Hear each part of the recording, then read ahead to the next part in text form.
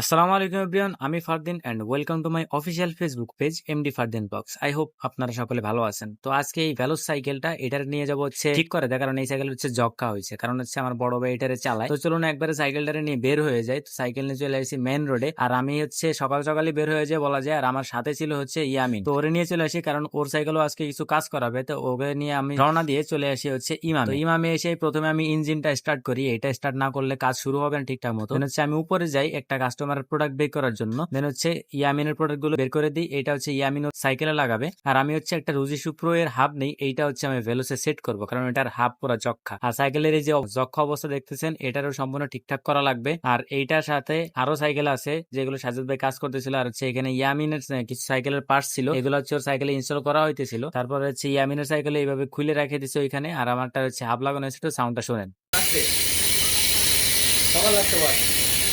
তো কাজ করতে করতে রাত হয়ে যায়, ইয়ামিনের সাইকেলের কাজ কমপ্লিট হয়ে যায়, আর হচ্ছে ইয়ামিন এখন বাসার দিকে চলে যাবে। তো আমারটা হচ্ছে এখনো সম্পূর্ণই খোলা বলা যায়, আমারটা হচ্ছে এখন অনেক কাজ বাকি। ইয়ামিন চলে যায়, আমার সাইকেলে বাদ বাকি কাজগুলো করা হয়, আর হচ্ছে বাদ বাকি এখন এই যে হাব লাগানো শেষ। তো এইটার সাউন্ড এখন কেমন হচ্ছে লাগানোর পরে, এইটা একটু শুনে আসেন।